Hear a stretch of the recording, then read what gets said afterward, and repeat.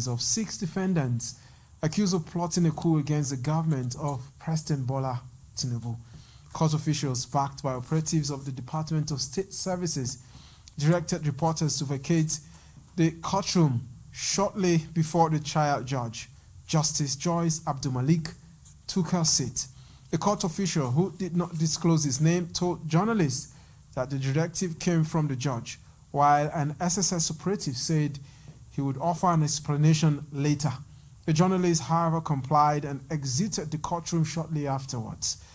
The development comes amid heightened public interest in the trial of 6 defendants who were arraigned last Wednesday by the federal government.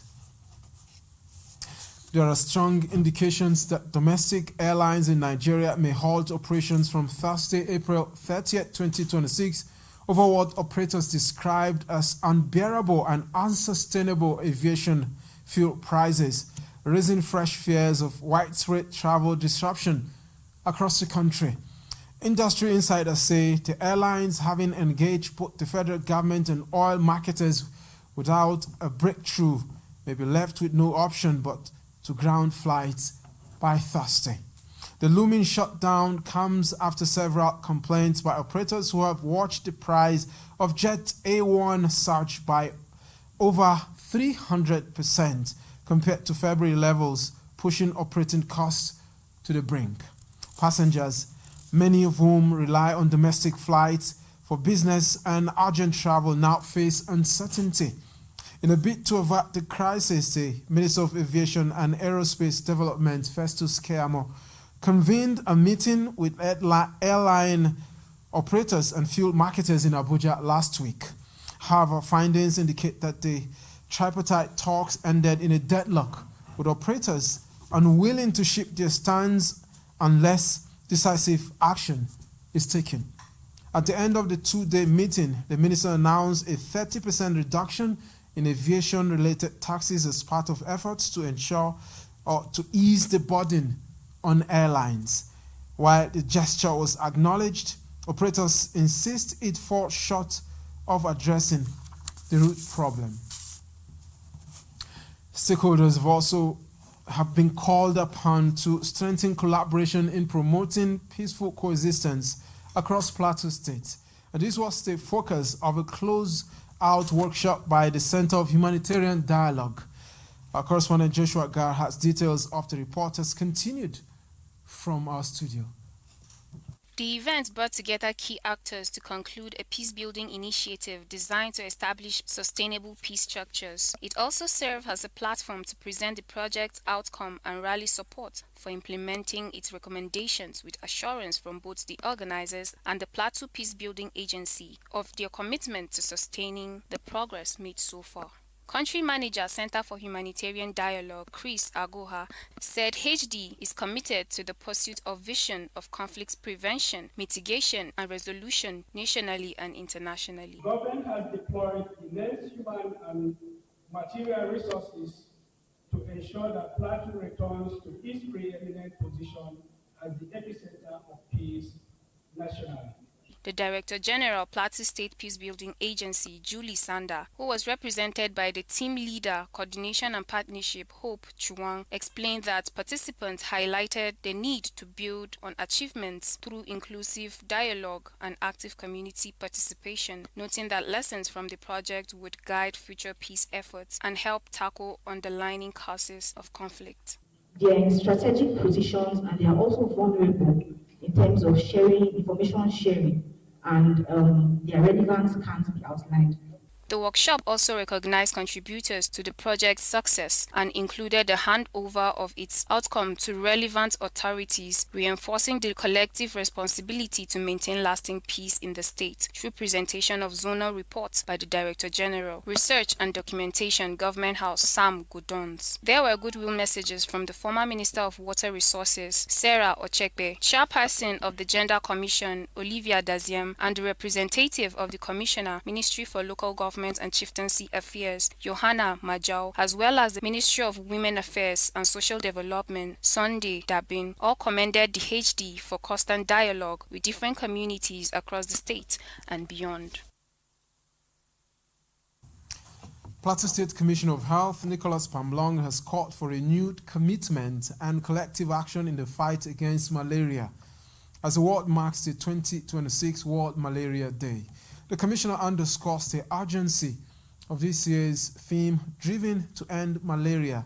Now we must, at a brief press briefing, describing it as a clear reminder that eliminating malaria is both achievable and necessary. Our correspondent was at the Crispine Suite and Event Center in Jos, venue of the event, and tells us more.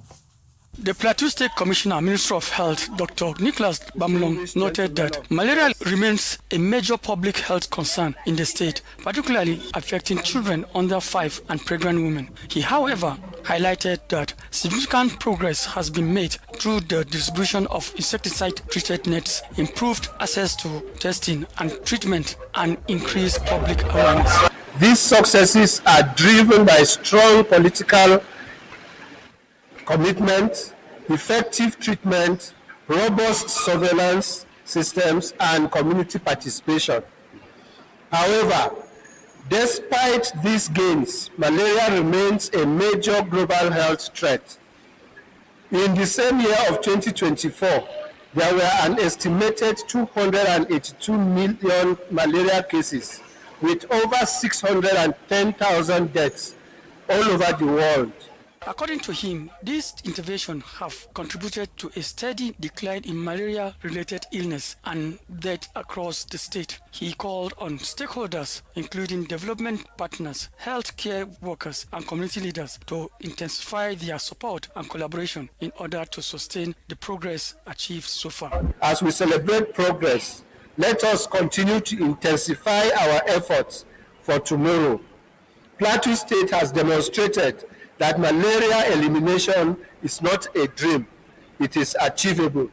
With sustained commitment, strong partnerships, and collective responsibility. He reaffirmed that state government's commitment towards strengthening healthcare system and expanding malaria control programs to reach underserved communities. Fidelis Zhang.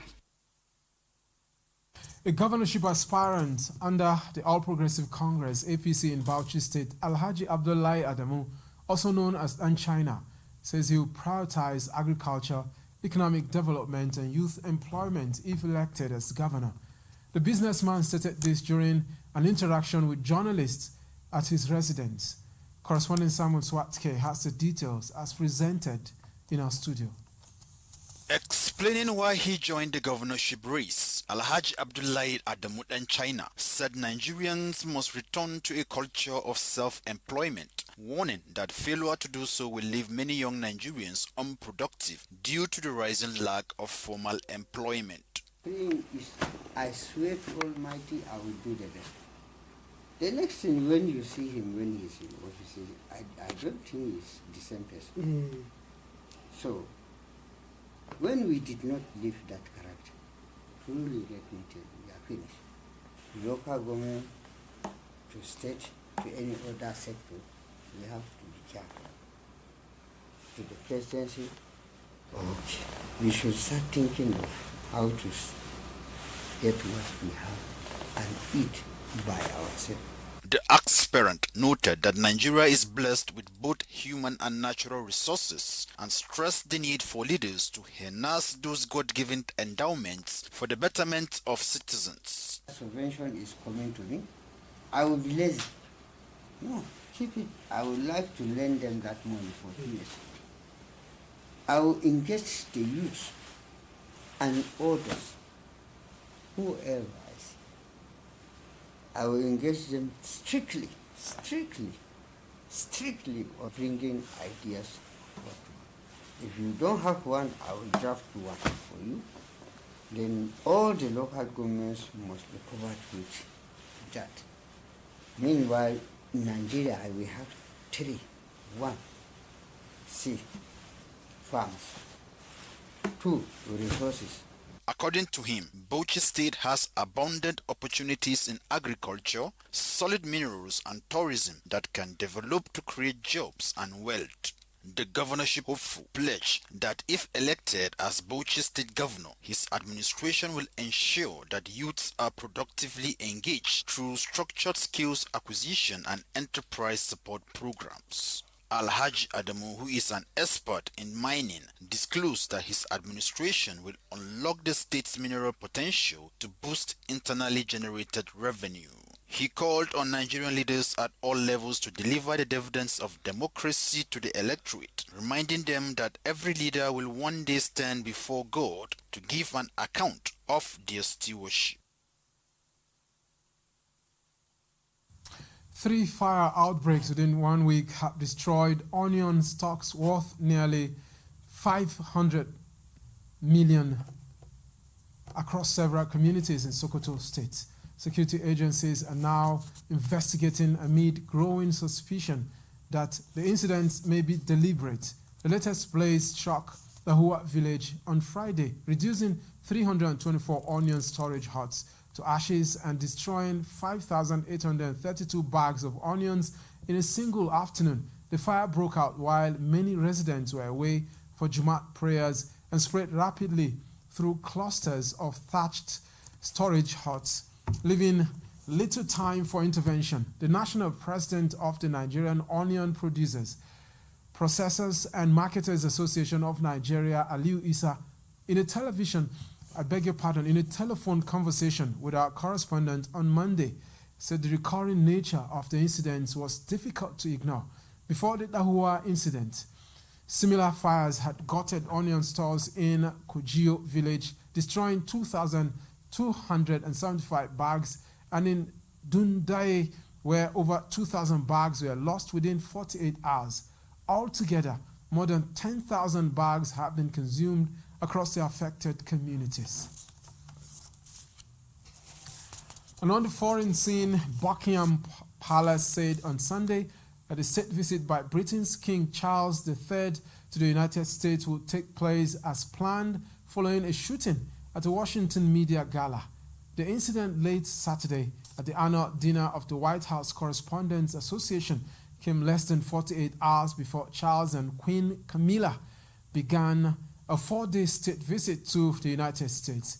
The palace said that Charles was gradually relieved that Trump, his wife, Melania, and other guests were unharmed, and later on Sunday said the trip will go on as planned. Earlier, senior United Kingdom Minister Darren Jones told British broadcasters during a round of interviews that security teams in Britain and the United States were working closely to ensure the security arrangements are put appropriately in place for a state visit. It is understood the King and Queen reached out privately to the Trumps to express their sympathies with those impacted Saturday night and to share their gratitude to the security services who prevented further injury. And Trump has said one law enforcement officer was shot at close range but appeared not to be critically injured. And to sports, Mighty Jets Mata Football Club upset Plateau United Queens 3-0 to win their first ever domestic title in the State Federation Cup. And 2 goals in the first half from Jemima Daniel and Beatrice Oko saw the Jet side take the initiative heading into a competitive duel. The second half resumed with Plateau United Queens mounting serious pressure in an attempt to secure a possible comeback. But Jets goalkeeper Paulina John produced a number of sensational saves to deny the Queens on several occasions. However, there will be yet another moment for Jets ladies to punish the Queens again as Blessing Swartzville seized a rare opportunity to lift the ball high above the Queens goalkeeper into an empty net to make it 3 and officially putting an end to any hope of a comeback from the Queens. Plateau United Queens have won both of the last 2 editions of the present Federation's Women's Cup titles, with Mighty Jets Mata usurping the trend to claim their first ever title. It will be recalled that Mighty Jets Mata FC became the first ever female team from Plateau State to reach the round of 16 of the Women's National President Federation's Cup after achieving the feat last year. In a related development, Plateau United claimed the Plateau State Federation Cup title after coming off a 1-0 victory over Mighty Jets International at the New Jos Stadium in a final that carried extra emotion following Plateau United Queen's heavy defeat earlier in the day. The win ensured local dominance for the Peace Boys over their relegated local rivals, who put up very competitive showings on an emotional evening at the new stadium Zaria Road in Jos. The men's final was a tense and tactical battle from start to finish, with both sides struggling to break the deadlock in a goalless first half despite creating half chances. Kazim Adeyunju came close early for Plateau United, while Mighty Jets also threatened through time by Ako, but neither side could find the finishing touch before the break. After the restart, Plateau United made key changes and were rewarded almost immediately. In the 53rd minute, Kazim Adeyunju reacted quickest inside the box to convert a superb Mustafa Abdullahi delivery to hand Plateau United a 1-0 advantage. A Mighty Jets International pushed for an equalizer, with Benjamin Uja going close in the 69th minute, but Plateau United remained compact and disciplined at the back. And despite late pressure from Mighty Jets International, Plateau United held firm to see out the game and secure the trophy yet again, a win that earned Plateau United men's team the title, completing a day of mixed fortunes after the women's team earlier lost to Mighty Jets Mata in the female grand finale. And Plateau United claimed the National Possession Federation's Cup title, then referred to as the National Challenge Cup in 1999, and have gone closer without success since then, but only managing a quarter-final finish in last season's competition, where Rangers International of Enugu secured a 1-0 win over the Peace Boys in Abuja to advance. The duo of Plateau United and Mighty Jets International will now represent Plateau State in this season's President's Federation's Cup men's and women's competition. And that wraps it up for us, a news track reaching you live from our Refill studio. You can stay tuned for global news that comes up by 6:30 p.m., a news update by 10 p.m. Thanks for joining and remain blessed.